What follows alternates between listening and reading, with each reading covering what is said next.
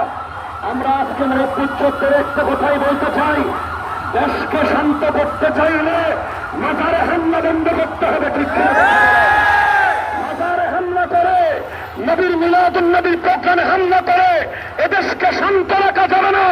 এদেশের সুন্নি মুসলমানরা জেগে উঠলে রাজপথ বন্ধ হয়ে যাবে। ঠিক কেউ দমাতে পারবে না আমাদেরকে।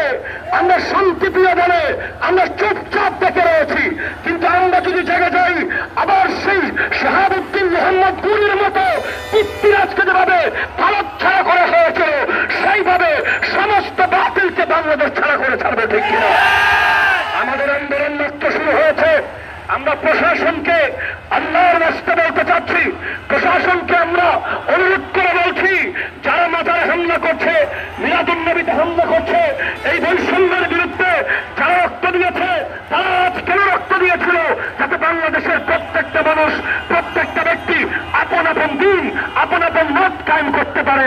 কিন্তু আমাদেরকে সেই সুযোগ দেওয়া হচ্ছে না। ওরা কারা? ওদেরকে চিহ্নিত করা হোক, ওদেরকে জেলখানায় ভরে শাস্তির আওতায় আনতে হবে। ঠিক কিনা? আমরা আজকে মাত্র শুরু করেছি।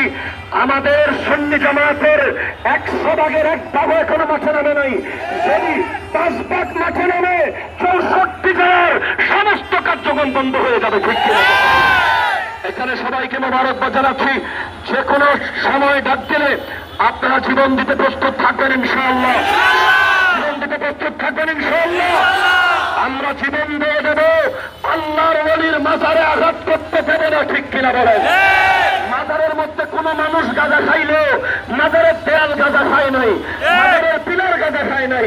যারা মাজারের নামে ভণ্ডামি করে ওদের বিরুদ্ধে আমরাও ছিলাম, আমরাও আছি, আমরাও থাকবো।